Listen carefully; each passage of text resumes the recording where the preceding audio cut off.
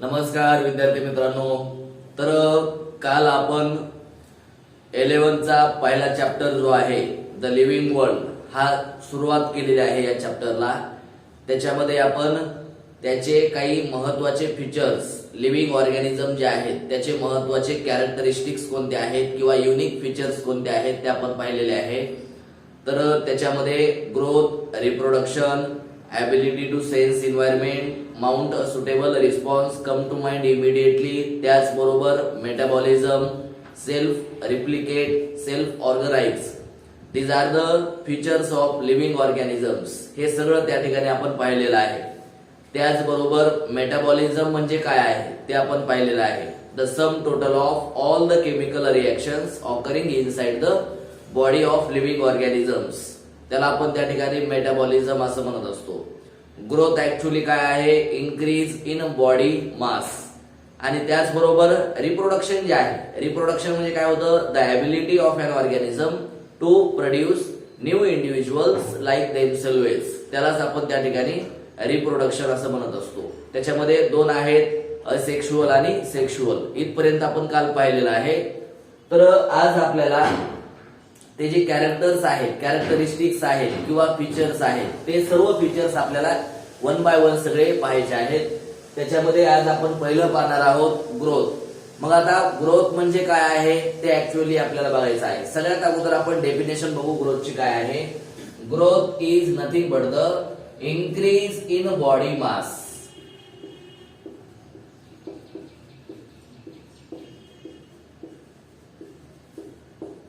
Growth म्हणजे आहे increase in body मास, म्हणजे आपलं बॉडीचं जे काही मास आहे, म्हणजे त्या ठिकाणी आपण सांगू शकतो जे वस्तुमान आहे ते त्या ठिकाणी काय होत असतं, इन्क्रीज होणार आहे, म्हणजे त्याच्यामध्ये वाढ होणार आहे.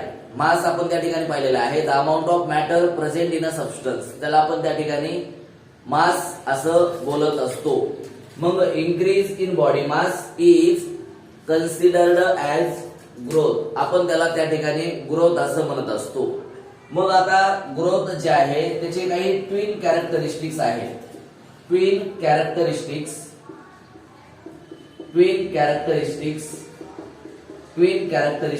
Of growth. Twin characteristics of growth म्हणजे ग्रोथ जे आहे त्याचे ट्विन म्हणजे जुळे कॅरेक्टरिस्टिक्स किंवा कॅरेक्टर्स कोणते आहेत. Increase in body mass, increase in body mass and increase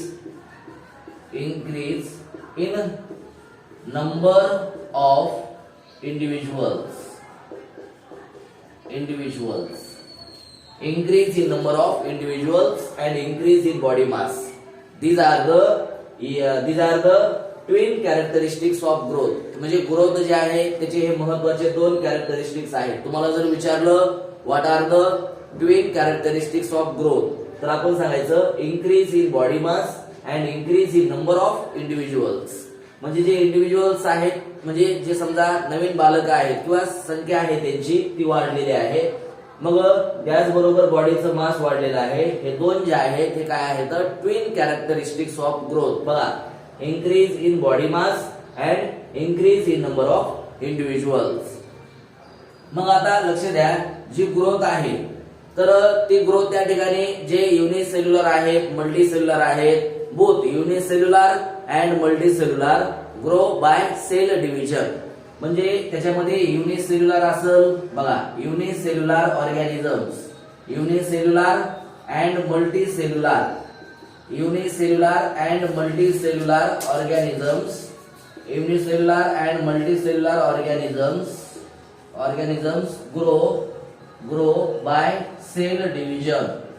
म्हणजे सेल डिव्हिजन त्या ठिकाणी होत असते आणि सेल डिव्हिजन मार्फत जे एक पेशी असतील किंवा जे बहुपेशी आहे यांची वाढ त्या ठिकाणी होत असते. म्हणजे आपण सांगू शकतो both unicellular and multicellular organisms grow by cell division.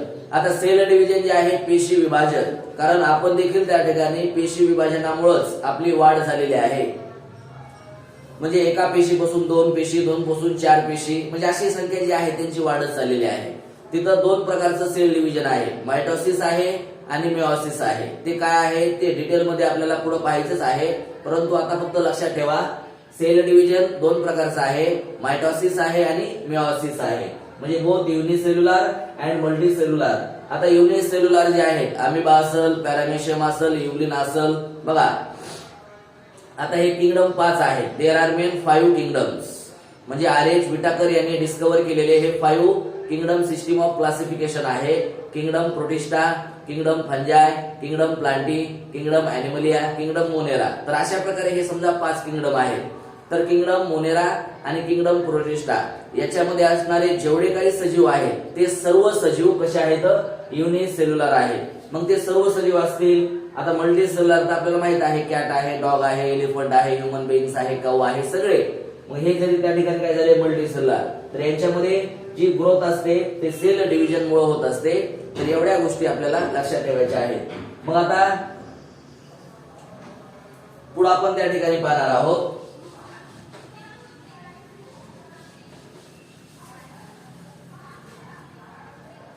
In majority of higher plants. बघा in majority of higher plants and animals. म्हणजे हायर प्लांट्स असतील किंवा ॲनिमल्स असतील, हायर प्लांट्स किंवा higher animals and plants, growth and reproduction are mutually exclusive events. म्हणजे यांच्यामध्ये ज्या रिप्रोडक्शनच्या events आहेत त्या म्युच्युअली एक्सक्लुसिव्ह आहेत.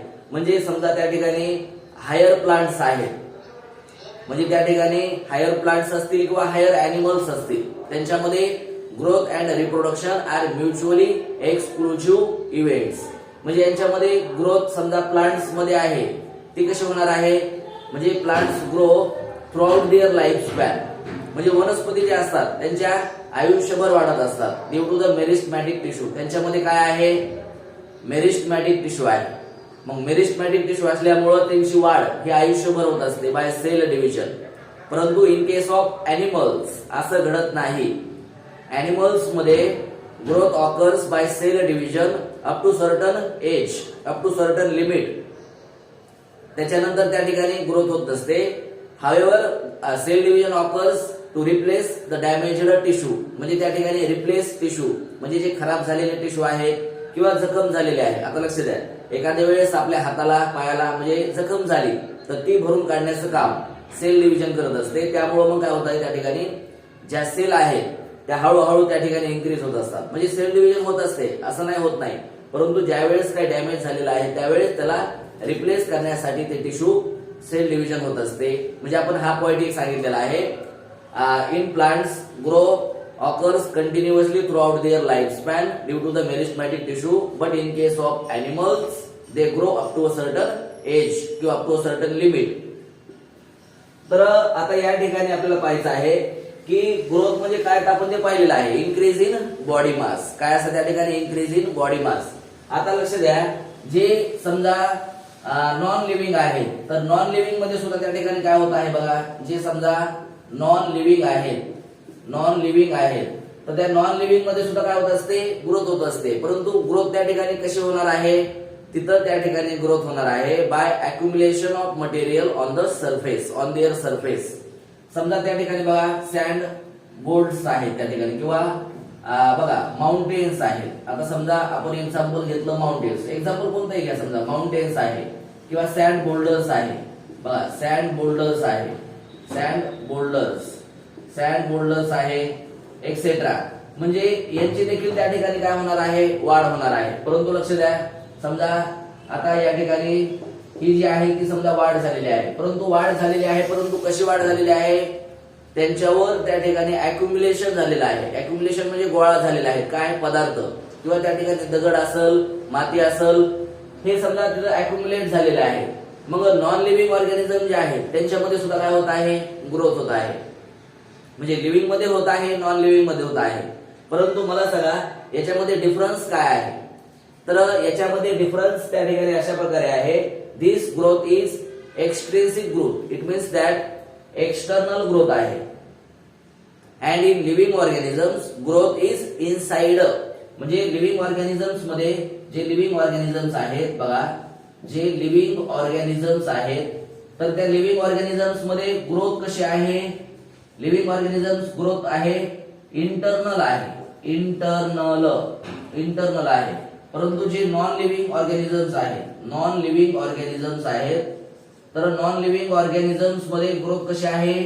ग्रोथ त्या ठिकाणी एक्सटर्नल आहे. एक्सटर्नल आहे म्हणजे आपण सांगू शकतो इंटरनल लिव्हिंग मध्ये आणि एक्सटर्नल नॉन लिव्हिंग मध्ये. म्हणजे आपण त्या ठिकाणी लिव्हिंग ऑर्गॅनिझम्स मध्ये ग्रोथ आहे इंटरनल, त्याला आपण इंट्रिन्सिक ग्रोथ असे म्हणतो. इंट्रिन्सिक ग्रोथ बघा, इंट्रिन्सिक ग्रोथ आपण त्याला असे म्हणतो. इंट्रिन्सिक ग्रोथ त्या ठिकाणी आपण त्याला असे म्हणतो. इंट्रिन्सिक ग्रोथ आहे, इंट्रिन्सिक ग्रोथ आहे. आणि एक्सट्रिन्सिक ग्रोथ कशामध्ये आहे? एक्सटर्नल म्हणजे त्या ठिकाणी काय आहे? नॉन लिव्हिंग मध्ये अशा प्रकारची ग्रोथ आहे. म्हणजे तुम्हाला ते देखील विचारलं जाऊ शकतो. आणि जे त्या ठिकाणी कसे आहेत, जे डेड ऑर्गॅनिझम्स आहेत किंवा डेड बॉडीज आहेत ते त्या ठिकाणी ग्रो होत नसतात. म्हणजे dead organisms do not grow, त्यांच्यामध्ये वाढ होत नसते. मग आता आपल्या या ठिकाणी असं लक्षामध्ये आलेलं आहे की ग्रोथ जी आहे ती लिव्हिंग मध्ये बी होत आहे, म्हणजे इंटरनल असेल एक्सटर्नल असेल, आणि नॉन लिव्हिंग मध्ये आहे, दोन्ही मध्ये त्या ठिकाणी होत आहे. त्यामुळं आता हे कॅरेक्टर्स फक्त सजीवांमध्ये नाही तर हे निर्जीव जे आहेत त्यांच्यामध्ये सुद्धा आहे. त्यामुळं it is not the defining property of all living organisms. तुम्हाला जर विचारलं growth is the defining property of living organisms, true आहे का फॉल्स आहे, स्टेटमेंट तुम्हाला देऊ शकतात. तर त्या ठिकाणी तुम्हाला सांगायचं आहे की growth is not the defining property of all living organisms because it occurs in living organisms and also living organisms. Yes, तर अशा प्रकारे त्या ठिकाणी काय आहे? ग्रोथ आहे. बघा काय काय सांगितलेलं आहे? इन्क्रीज इन बॉडी मास, त्या ठिकाणी त्याला म्हणतो आपण growth. Twin characteristics of growth कोणत्या आहेत? Increase in body mass and increase in number of individuals. त्यानंतर सांगितलेलं आहे both unicellular and multicellular organisms grow by cell division. In majority of higher plants and animals, growth and reproduction are mutually exclusive events. It means that in plants, growth occurs throughout their lifespan due to the meristematic tissue, but in case of animals, this growth by cell division occurs up to the certain age, up to the certain limit. कारण त्यांच्यामध्ये मेरिस्टमॅटिक tissue नाही, परंतु growth त्या ठिकाणी म्हणजे sale division जे आहे ती होणार आहे. कशासाठी? To replace the damaged tissue. अशा प्रकारे नंतर त्या ठिकाणी तुम्हाला सांगितलेलं आहे की जे नॉन लिव्हिंग ऑर्गॅनिझम्स आहेत, समजा त्या ठिकाणी काय आहे? माउंटेन्स आहे, सँड बोल्डर्स आहे किंवा सँड माउंट्स आहे, त्याला आपण सँड माउंट्स असे म्हणतो. बघा सँड माउंट्स आहे. तर याच्यामध्ये त्या ठिकाणी काय होत आहे? ग्रोथ होत आहे. परंतु कशी होत आहे? Accumulation of material on their surface, त्यांच्या सरफेसवर अक्युमुलेशन होत आहे. म्हणजे ती जी ग्रोथ आहे ती एक्सटर्नल ग्रोथ आहे. आणि जे लिव्हिंग ऑर्गॅनिझम्स आहेत त्यांच्यामध्ये इंटरनल आहे. त्यामुळं हा जो डिफरन्स आहे हा आपल्या लक्षामध्ये आला पाहिजे. आणि मग या ठिकाणी इंटरनल ग्रोथ आहे, एक्सटर्नल ग्रोथ आहे. डेड ऑर्गॅनिझम जे आहेत किंवा डेड बॉडीज आहेत त्यांच्यामध्ये ग्रोथ होत नसते. हा एक पॉईंट लक्षात ठेवायचा आहे. आणि शेवटी आपल्याला एवढं सांगायचं आहे की growth is not the defining property of all living organisms. It means that living organisms. Yes, काही जर समस्या असतील तर तुम्ही कमेंट मध्ये खाली सांगू शकता. आणि असे आता दररोज आपण त्या ठिकाणी व्हिडिओ एक एक आपण त्याच्यामध्ये ऍड करणार आहोत आपल्या युट्यूबवर चॅनलवर. जर कुणी नवीन असाल तर त्या चॅनलला सबस्क्राईब करा, त्याच्यामध्ये तुमचाच फायदा आहे. कारण तुम्हाला दररोज जे आहे ते व्हिडिओ तुम्हाला पाहायला भेटणार आहेत. अच्छा, ठीक आहे. Yes, today we shall stop here. Remaining part will also cover in the next video.